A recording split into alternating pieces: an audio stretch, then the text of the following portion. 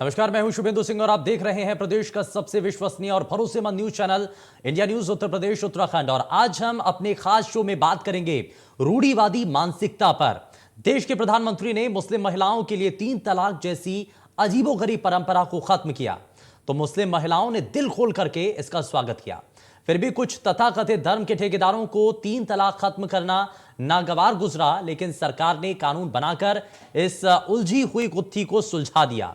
लेकिन अब मुस्लिम महिलाओं का एक दर्द है जो ना किसी से कह सकती हैं और ना दर्द को वो बयां कर सकती हैं, वो है हलाला।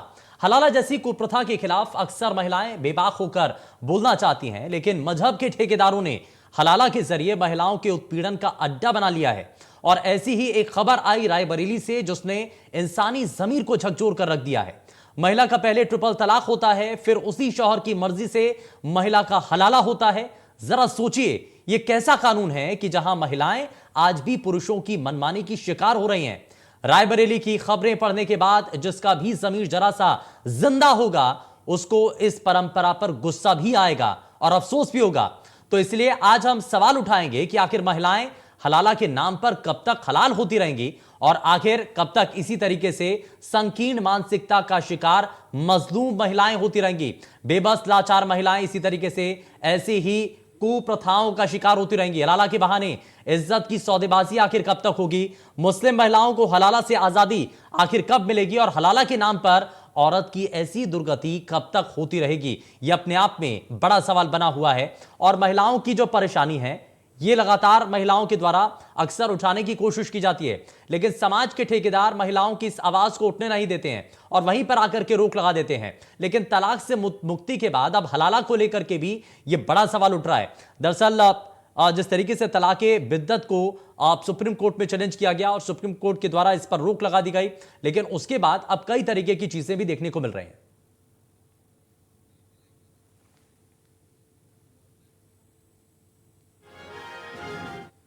चलिए अब आपको सुनाते हैं अल्पसंख्यक मंत्री दानिश आजाद आखिर इस पर क्या कह रहे हैं, वो आपको दिखाते हैं। हमने प्रशासन को कहा है और इस तरह के जो भी हमने कानून लागू किए हैं उनका जो है सख्ती से पालन होगा। जो कानून आम जनमानस के लिए है और हमारी जो मुस्लिम बहनें हैं उनके हित के लिए हम सदैव खड़े हैं। हमारे अल्पसंख्यक भाई उनके हित के लिए खड़े हैं और हम लोग लगातार समाज को आगे ले जा रहे हैं। और कहीं भी इस तरह की शिकायत आएगी हम उसको देखेंगे, उसमें जाँच कराएँगे, उस पर कार्रवाई कराएँगे।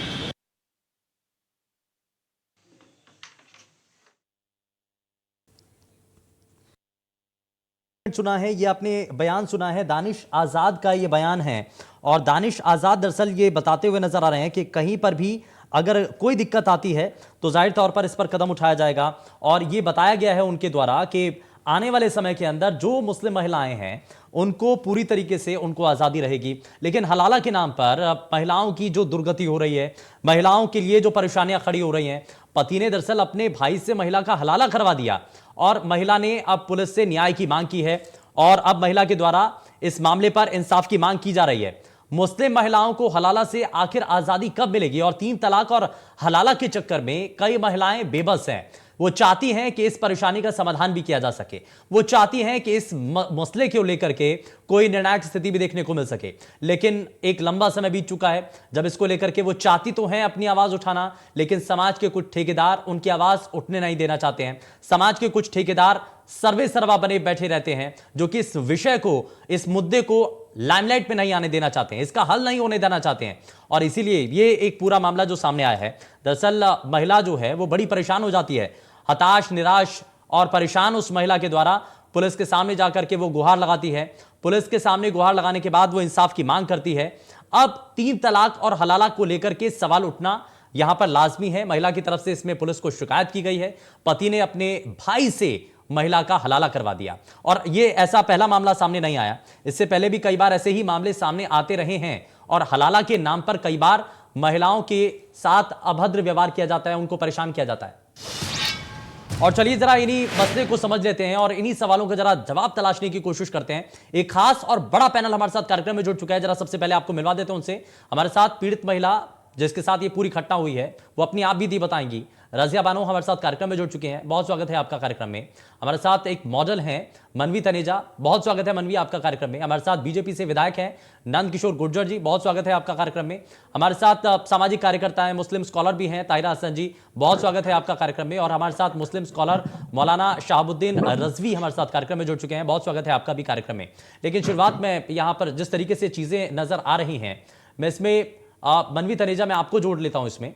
मनवी, क्या इसमें नजर आता है ऐसी, जब हम ये कहते हैं कि हम बहुत आगे बढ़ रहे हैं, महिलाओं को बहुत सारे अधिकार भी हैं, महिलाएं शिक्षित भी हो रही हैं, लेकिन अगर अपने हक हकूक के लिए अगर वो आवाज नहीं उठा सकती हैं तो ये परेशानी नहीं है क्या आज के समय में? देखिए, बिल्कुल सही कहा आपने। इतना सैड है, इतना मतलब मुझे अफसोस से कहना पड़ रहा है कि हम इतने आगे जा चुके हैं और फिर भी हलाला जैसी चीजें अभी तक सामने आ रही है, जबकि ये कानूनी अपराध है। कोर्ट बिल्कुल भी इजाजत नहीं देता है। पहले भी सेशन पास हुआ है कि आप 3 तलाक नहीं कर सकते, इंस्टेंट जो 3 तलाक है वो नहीं कर सकते। उसके बाद हलाला आप देखिए, उस औरत का आप कह रही है 3 बार, मेरे हिसाब से 5 बार तलाक हुआ है, क्योंकि 3 बार पहले तलाक पर 2 बार हलाला, और अब तीसरी बार आप चाह रहे हैं कि बहनोई के साथ हुए। तो मतलब मानसिकता देखिए कि उस आदमी की मानसिकता कितनी खराब है, सामाजिक बुराई है, ये बिल्कुल भी नहीं होना चाहिए। उस औरत, मैं तो इस वक्त मैं एक औरत हूँ और मैं एक फील कर रही हूँ कि उस लेडी पे क्या बीत रही होगी कि इतनी बार आप चाह रहे हैं कि वो दूसरे आदमी के साथ जाकर के सोए और फिर उसके बाद आप उससे एक्सेप्ट करते हैं और फिर आप दोबारा ये चीज करते हैं। ये चीज आखिर कब खत्म होगी? और ये कुछ मौलाना ही है जिन्होंने ये सब कुछ की पूरी दुकान खोल रखी है। उनकी दुकानों की वजह से ही ये अभी तक खत्म नहीं हो रहा है, जबकि कोर्ट से ऑर्डर आ गया, फिर भी ये चीज को खत्म हो नहीं रहा। लेकिन मुझे लगता है अब इस चीज का एंड हो जाना चाहिए और जो इसने कानूनी हरकत करी उसको सजा मिलनी चाहिए और ये चीज बिल्कुल स्टॉप हो जानी चाहिए। ठीक है, ताहिरा हसन जी को जोड़ लेता हूं। ताहिरा हसन जी, ये जो ऐसी घटनाएं हैं, कई बार हमारी इस विषय पर बात भी होती है, लेकिन चाहे वो 3 तलाक का विषय हो, चाहे वो हलाला का मुद्दा हो, ये जो कुछ धर्म के ठेकेदार हैं ये हमेशा से प्रेशर क्रिएट करते हैं और असल में जो विषय है उस पर आने नहीं देते हैं। ये क्या ऐसी परेशानियों को दूर करने की जरूरत है? समाज में सुधार के लिए जब हम आवाज उठाते हैं तो क्या महिलाओं के लिए आवाज नहीं उठनी चाहिए? देखिए, बहुत ही शर्मनाक घटना है जिस पर भी आपने बताया। किसी भी महिला के लिए सोचिए वो क्या किस उससे गुजर रही है। मैं इसको रेप कहूंगी, रेप की धारा में केस दर्ज होना चाहिए। लेकिन मैं अपनी बहन से ये भी बताना चाहती हूँ कि देखिए, मौलानाओं के बताए रास्ते पे मत चलिए, आप कुरान को खुद पढ़िए। ट्रिपल तलाक इन वन गो कुरान में कहीं एक जगह नहीं है। तभी सुप्रीम कोर्ट ने जबरदस्त फटकार लगाई थी पर्सनल लॉ बोर्ड को और तमाम मौलाना जो उसके साथ खड़े थे। 22 इस्लामिक कंट्रीज इसको हटा चुकी है। ये कुरान में मेंशन ही नहीं है। अगर बाद में गलत कुरीति आई है तो उसको हटा देना चाहिए खुद ब खुद। कम्युनिटी में रिफॉर्म हो जाना चाहिए अपने अंदर से। क्यों नहीं किया इन मौलानाओं ने? करना चाहिए था। और दूसरी बार हलाला कराया नहीं जाता है। या जो मौलाना साहब बैठे हैं, मैं इनसे पूछना चाहती हूँ वो क्या समझते हैं इसके बारे में। वो बताएंगे अभी हलाला कराया नहीं जाता। अगर किसी औरत को आपने तलाक दे दिया, वो भी ट्रिपल तलाक इन वन गो नहीं, 3 महीने वाला तलाक होता है। उसकी कहीं और शादी होती है, उसका पति मर जाता है या किसी वजह से वो अलग हो जाती है, 5 साल 10 साल 20 साल बाद, तो फिर भी अगर वो इसकी भी शादी नहीं होती, वो करना चाहे तो हो सकता है वो हलाला वलाला कुछ नहीं होता है। ये तो एक रेप है। इसको आप कैसे कह सकते हैं कि इस्लाम में इसको जगह मिलेगी? ये मौलाना साहिबान जो है इस्लाम को बदनाम कर रहे हैं। नहीं तो हलाला फिर आया कहां से? ताहिरा जी ये समझने की जरूरत है। हाँ, ये हलाला शब्द जो है वो आया कैसे फिर? जब आप कह रहे हैं कि ये कुरान के अंदर इसका कहीं पर मेंशन नहीं है, इसके बारे में कहीं कोई जिक्र नहीं है, ये कुछ लोगों की देन है, तो ये कैसे आ गया? इसकी चर्चाएं क्यों नहीं लगी? क्यों इसको इतना माना जाने लगा? हलाला ये नहीं है कि आप तलाक कराइए, उसके बाद कहिए कि उसका बलात्कार करवाइए और फिर अपने से शादी कर लीजिए। ये नहीं है। ये है कि अगर मान लीजिए उस औरत का तलाक हो जाता है और 10-20 साल बाद दोबारा शादी होती है तो आपके लिए हलाल है। ये नहीं कि अभी आपने तलाक किया, तलाक, उसके बाद आपने कहा बहनोई के साथ हो जाओ, उसका बलात्कार कराया और बलात्कार कराने के बाद फिर आपने उससे शादी कर ली, बहनोई से बलात्कार कराने को तैयार है। इस आदमी को तो बलात्कार की धारा में बंद होना चाहिए, बहनोई को भी, देवर को भी और इस आदमी को खुद। उस पर तो बलात्कार की धारा लगनी चाहिए। ये देश सबसे बड़ा लोकतंत्र जो संविधान से चलता है, यहाँ पे इस सब की जरूरत ही नहीं। क्या है यहाँ पे संविधान चलेगा। महिला की अस्मिता को प्रहार नहीं कबूल किया जा सकता है। इसको कोई एक्सेप्ट नहीं करेगा। नहीं, आप ये शहाबुद्दीन रिजवी हमारे साथ हैं। महिलाएं खड़ी होंगी। मुस्लिम स्कॉलर शाहबुद्दीन रिजवी हमारे साथ कार्यक्रम में है। सर, आप क्या इसको स्वीकार करते हैं? क्या आपको लगता है कि ये ठीक है, या महिलाओं को आजादी के लिए कुछ तो होना चाहिए ना? इस्लाम में महिलाओं को बड़ा मकाम हासिल की है और बहुत इज्जत की है। पैगंबर इस्लाम हुज़ूर सल्लल्लाहु अलैहि वसल्लम जब आए तो अरब में सूरत-ए-हाल ये थी कि वो लड़कियों को जिंदा दफन करते थे और लड़की किसी के घर में अगर पैदा हो जाती थी उसको मायूस समझते थे और ये समझते थे कि माँ है वो मनहूस है और वो सीधे घर में बैठती है वो औरत घर जो है मनहूस है। तो ये तमाम चीजों को किया और बताया कि लड़की को जो मायूस जो लड़की जो है पैदा होती है वो जन्नती घर हो जाता है और लड़की रहमत नहीं बल्कि लड़की जो है वो रहमत है। तो ये एक नया फलसफा पैगंबर इस्लाम नहीं सर, ये सहमत और असहमत की बात नहीं है ना इसमें। इसमें तो सही गलत की बात है, ये सीधे सीधे स्पष्ट हो जाना चाहिए। हलाला सही है कि गलत है?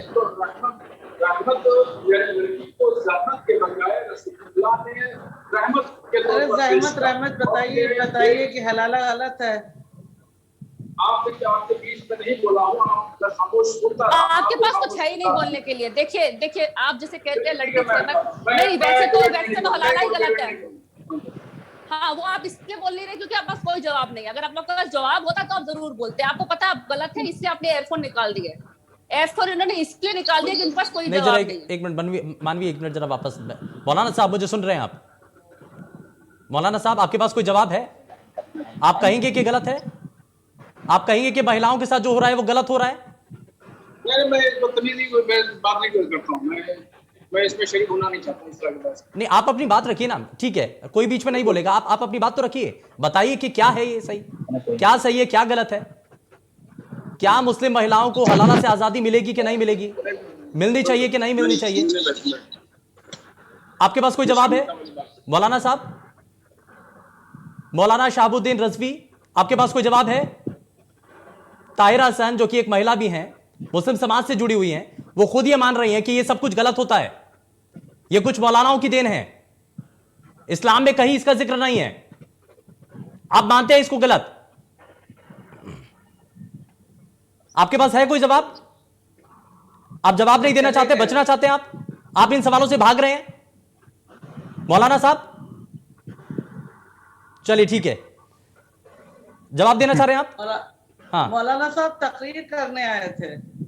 ठीक है, मैं इसमें क्योंकि हमारे सवाल इतने चुभने वाले हैं और सच हमेशा ही कड़वा होता है। हाँ। तो इसी वजह से वो उनके पास कोई सवालों का जवाब नहीं था। उनको पता है कि वो गलत हैं और जो हम सवाल पूछ रहे हैं उसका एक भी जवाब देखिए, मुस्लिम समाज में जो महिलाएं हैं वो खुद ये सवाल उठा रही हैं, वो खुद ये सवाल उठा रही हैं कि ये जो चीजें हैं, ये जो प्रक्रियाएं हैं वो गलत हैं और उसको गलत तरीके से पेश भी किया जा रहा है। ये इस्लाम का पार्ट भी नहीं, यही तो मैं कह रही हूँ कि इस्लाम को भी बदनाम कर रहे हैं। मौलाना साहब चले गए, जवाब दे के जाना चाहिए था ना उनको।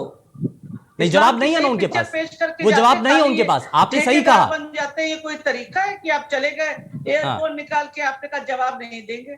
ये कौन सी बात है? आपको जवाब देना चाहिए। नहीं, उनके पास जवाब ही नहीं है ना। मैं आता हूँ, इस्लाम क्या है। मैं मानवी आता हूँ, एक मिनट मानवी आता हूँ। नंद किशोर गुर्जर जी भी हमारे साथ लगातार कार्यक्रम में है। गुर्जर साहब, ये अब ऐसे जब घटनाएं होती हैं, इससे पहले आप भी अपने इलाके के अंदर, अपने पूरे क्षेत्र के अंदर इस तरीके के कई बार ऐलान करते रहे हैं, क्या आपको लगता है कि जो 3 तलाक जैसी परेशानी महिलाओं के लिए देखने को मिलती थी, लेकिन अब हलाला एक दूसरी बड़ी परेशानी देखने को मिल रही है महिलाओं के लिए खास करके, इसका समाधान भी होना चाहिए? मेरे यहाँ मेरी जो विधानसभा है उसमें मुस्लिम समाज की बहुत बड़ी आबादी है। मैं प्रतिदिन जब जनसुनवाई में बैठता हूँ, एक नहीं कई बहनें आती हैं जिनके साथ ये सब दुराचार होता है और इतना शर्मनाक, इतना मन को कोप्स होता है कि कई अधिकारियों से झगड़ा हो चुका हमारा, क्योंकि अधिकारी इसमें डिसीजन लेने की स्थिति में नहीं होते। जो उलझा हुआ मसला है, जो ये बोलते हैं कि हमारे यहाँ धर्म में है, 3 बार बोल दिया कोई भी बेटी है उसको तलाक कह दिया, उसके बाद ना तो उसके पास कोई इनकम है, परिवार वाले गरीब हैं, वो भी उसकी शादी करने का उनके पास कोई स्थिति नहीं होती। तो मेरे यहाँ बहुत गरीब मुस्लिम है जो बाहर से आकर रहता है और उनकी लड़कियां रोती हैं तो इतना मन खराब होता है। कई बार तो मुझे व्यक्तिगत रूप से थाने पे जाना पड़ा है और उनको इंसाफ दिलाने के लिए इतनी अड़चन है कानून में कि 3 तलाक का जो इशू है, इस पे तो मैं समझता हूँ कि सीधा अगर केंद्र सरकार ने बहुत बार, माननीय प्रधानमंत्री जी ने पहली बार कोई ऐसा डिसीजन लिया है, क्योंकि ये लोग समझते थे कि अगर 3 तलाक की बात को छेड़ा गया तो देश में बवाल हो जाएगा, लेकिन मुस्लिम बहनों ने जो इसमें साथ दिया और उसके बाद एक हिम्मत बनी सरकार की और 3 तलाक का एक कानून आया, लेकिन ये बहुत अभी सख्त करने की जरूरत है। कुछ और बड़े बदलाव लाने की जरूरत है, कुछ और कदम आगे बढ़ने की जरूरत है। नहीं है इसमें, तो ये तो सीधा बलात्कार की बात है। हाँ। ये जो सुनकर भी मतलब ऐसा लगता है कि हमारे यहाँ तो जो हिंदुस्तान की परंपरा रही है, अगर किसी बहन को किसी ने कोई टच भी कर दिया, कुछ बोल भी दिया, तो कई कई युद्ध हुए भारत में। महाभारत जैसा युद्ध, रामायण जैसा युद्ध, ये महिलाओं की अस्मिता के ही तो युद्ध है। इसके अलावा जो मुगल काल में युद्ध हुए भारत के अंदर बेटियों की इज्जत बचाने के लिए, और यहाँ खुलेआम जो है एक पति कैसे सहन कर सकता है कि उसकी कोई पत्नी को दूसरा व्यक्ति उसकी तरफ देख भी ले, तो ये तो एकदम डूब मरने की बात है। और उनके जिनके मॉरल गिरे हुए हैं वही इस बात को सहन कर सकते हैं, अन्यथा कोई सहन नहीं कर सकता। इस पे बहुत सख्ती की जरूरत है। वो जो घटना जिसका आप चर्चा कर रहे हैं बरेली की, ये घटना तो इतना मैं सुनकर भी इतना खराब लगता है कि इनको बलात्कार नहीं है, फास्ट ट्रैक कोर्ट में मुकदमा चलना चाहिए। 10-5 डिसीजन भारत में सख्ती के साथ ये हो जाएंगे तो माननीय न्यायालय को भी इस पे विशेष रूप से ध्यान देने की जरूरत है कि कानून तो बना है, लेकिन ये फास्ट ट्रैक कोर्ट में जाने चाहिए और इन पर तत्काल मुकदमे दर्ज हो। ऐसी एक घटना नहीं है, इस पर एक्शन होनी चाहिए और ऐसे लोगों को सबक मिलना चाहिए। मैं उन बहनों को बैठा था अपने साथ, ऐसी दर्जनों बहनें यहाँ घूम रही हैं आज भी परेशान, कोई सॉल्यूशन नहीं निकल पा रहा है। ठीक है, ताहिरा हसन जी, जरा जल्दी से एक रिएक्शन, आप कुछ कहना चाह रही हैं, उसके बाद मैं मानवी आपके पास। मेरा ये कहना है कि अब तो ट्रिपल तलाक के अगेंस्ट एक कानून बन गया है, तो उसका इम्प्लीमेंटेशन होना चाहिए अगर अभी भी कहीं होता है। और दूसरी बात, highest court of the land ने कुरान के उस पे ही कहा था, जो फटकार लगाई थी कि कुरान में कहीं मेंशन नहीं है 3 तलाक को, तो आप कैसे इसको प्रैक्टिस में करते हैं? ताहिरा जी, आपने बड़ा तीखा सवाल करा था, आपने मौलाना साहब से बड़ा तीखा सवाल करा, और आप देखिए कि मौलाना साहब यहाँ से भागते हुए नजर आए, वो छोड़ गए, उनके पास कोई जवाब नहीं था। इस्लाम की क्या पिक्चर पेश करके गए हैं यहाँ पे? इनको बताना चाहिए था, जो नॉलेज इनके पास थी वो नॉलेज देना चाहिए था इनको। इस्लाम में जब इतना सब कुछ पर्दे का और इस सब का है, तो वहाँ हलाला कैसे हो सकता है कि तलाक दिया उसके बाद हलाला करवाया? ये क्या है भाई? ये एक रेप का आप पूरा वो कर रहे हैं, और ये उसकी तरह से ट्रिपल तलाक को नहीं है इस्लाम का हिस्सा, वैसे ये भी नहीं है, इसको रेप की धारा में दर्ज होना चाहिए। सीधे रेप फिर ये कह दिया जाता है ना कि ये तो हमारे धार्मिक मामला है, उसी धाराओं में इनको पनिश किया जाए। ये धार्मिक मामला है, ये कह दिया जाता है ना फिर।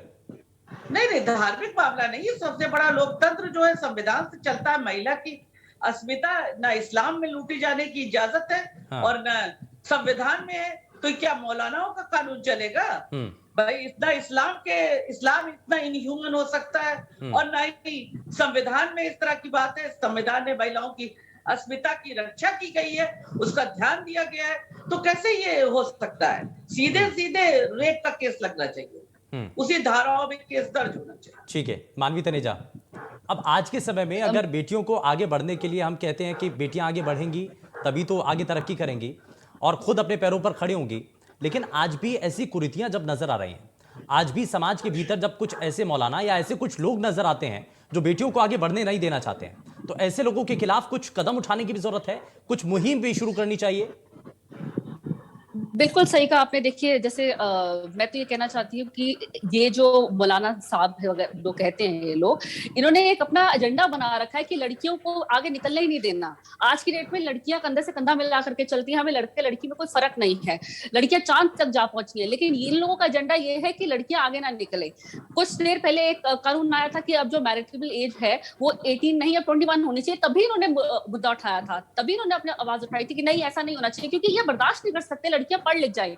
ये चाहते हैं लड़कियां चोला चौका संभाले, ये चाहते हैं लड़कियां दबके रहें, जैसे कि अभी कभी भी तलाक दे दे, हलाला हो जाए, तो ये अपना डोमिनेंस चाहते हैं, ये अपना अपर हैंड चाहते हैं, ये नहीं चाहते लड़कियां बिल्कुल भी आगे जाए। अब ये जा चुके हैं, लेकिन जैसे ये इन्होंने अभी जाते जाते ये कहा, अगर लड़की अपनी मर्जी से चाहे, मैं ये पूछना चाहती हूँ, क्योंकि अब ये शायद आपकी टीवी जरूर देख रहे होंगे, मैं इनसे ये पूछूंगी और ये अपने ध्यान में सोचे कि कोई भी लड़की अपनी मर्जी से जा करके किसी गैर मर्द के साथ सोना नहीं चाहेगी। वो जा करके उसने कंप्लेंट करी है, मतलब कितना उस औरत पे बीती होगी, कितना वो कठिनाइयों से निकली होगी, तो जा करके उसने एक कदम उठाने की कोशिश करी। यहाँ मैं एक और बात भी ऐड करना चाहती हूँ कि एक तरफ तो आप इतना कंजर्वेटिव सोच रखते हैं, एक तरफ आप कहते हैं कि लड़कियां हिजाब में रहे, लड़कियां बुरखा पहन के रहे। अगर तुम एक सच्ची मुसलमान नहीं हो, अगर तुम हिजाब और बुरखा नहीं पहनती हो, अगर तुम नंगे सर जाती हो, तुम सच्ची मुसलमान नहीं हो। और एक तरफ तुम अपनी अपनी बहू बेटियों को, अपनी औरत को उठा करके दूसरे आदमी के साथ सोने को मजबूर करती हो। ये रेप है, इसमें कड़ी से कड़ी सजा देनी चाहिए, क्योंकि आप किसी का जहन मार रहे हो।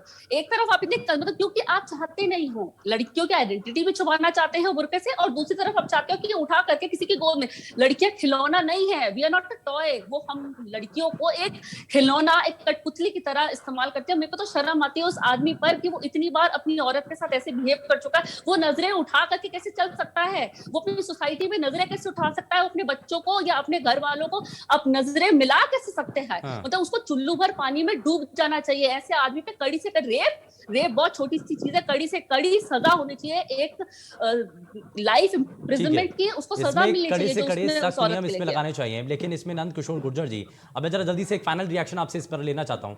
ये जरा जल्दी से मेरे को ये बता दीजिए, क्योंकि एक देश एक कानून को लेकर के लगातार मांग हो रही है। क्या क्या ठीक है, मैं वापस लौटता हूं सर। पीड़ित महिला रजिया बानो हमारे साथ कार्यक्रम में जुड़ चुकी हैं। रजिया जी, सबसे पहले मैं आपसे यही समझना चाह रहा हूं कि क्या हुआ था, कैसे हुआ, और इसको लेकर के आपने क्या समाज के भीतर भी आवाज उठाई? समाज के भीतर जब आपने आवाज उठाई तो क्या समर्थन आपको मिला? पुलिस के पास आखिर जाने की नौबत क्यों आई? जी वहाँ कोई सुनवाई नहीं हुई। हमारा महिला हमने गए जब वो थाना मिलेरिया, हाँ, वहाँ कुछ सुनवाई नहीं हुई।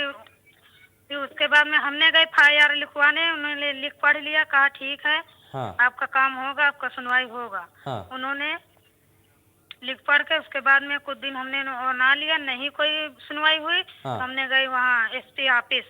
हाँ, उसके बाद बड़े साहब ने बोला कि ठीक है आप जाइए घर, मैडम जी जो बैठेंगे जांच करेंगे तो आपके कार्रवाई आगे बढ़ेगी। हाँ, उसके बाद हमने कुछ दिन फिर मना लिया, नहीं कोई कार्रवाई हुई, तो हम वहाँ गए कप्तान साहब के वहाँ, नहीं CO साहब के वहाँ। फिर उन्होंने सुनकर हमारी बात, उन्होंने हमारा FIR दर्ज कर लिया, लिख लिया, कहे ठीक है आपको कार्रवाई होगी, आपको न्याय मिलेगा। नहीं, इस बीच में पुलिस के पास जाने से पहले क्या समाज के लोगों से, मौलानाओं से, मौलवियों से क्या आपने बात की थी? क्या उनको इस बारे में शिकायत की थी? क्या उनको बताया गया कि ये सब कुछ हो रहा है आपके साथ? जी मौलाना से तो नहीं बात हुई। हाँ, जी नहीं, जो हमने किया ये बस यही थाना मिलेरिया वहाँ गई थी और कहीं नहीं गई हम। हाँ, कोई रोका गया, आपके ऊपर दबाव बनाया गया किसी ने कि आपको पुलिस थाने तक नहीं जाना चाहिए? जी वो हमारे ससुराले वाले रोकते थे। हाँ, क्या कह रहे थे? वो कहते हैं कि अगर ये सब कुछ करोगे तो हमारा कुछ कर नहीं पाओगे। हाँ, ये सब करने से तुमको कुछ नहीं मिलेगा, और जो हमें कोई न्याय नहीं मिलता है तो चुप मार के बैठ गए। सर क्या करें, हाँ, दौड़ते दौड़ते तो हम थक गए, हमारा तो उम्मीदें हट गया कि कुछ हमारे न्याय मिलेगा नहीं, तो हम चुप मार के बैठ गए। हाँ, चलिए ठीक है, समय थोड़ा सा कम है। बहुत शुक्रिया सभी खास मेहमानों का कार्यक्रम में जुड़ने के लिए। लेकिन ये सवाल बड़ा है। सवाल इसलिए बड़ा है कि महिलाओं के सामने जो परेशानियां हैं, इनका आखिर अंत कब होगा, इसका समाधान कैसे निकलेगा? और इसलिए एक देश एक कानून की मांग लगातार उठ रही है, और इसलिए बार बार कहा जा रहा है कि यूनिफॉर्म सिविल कोड लाना बड़ा जरूरी है। और उत्तर प्रदेश में इसकी शुरुआत भी, और कहा जा रहा है कि सबसे पहले देश के अंदर अगर कहीं पर यह कानून लाया जाएगा तो उत्तर प्रदेश में लाया जाएगा। लेकिन क्या असल मायने में ये जो परेशानियां हैं उस कानून के जरिए खत्म हो जाएंगी? क्या समाधान जल्द निकलने जा रहा है? देखने वाली चीज है। पेशकश में फिलहाल के लिए बस उतना ही। नमस्कार।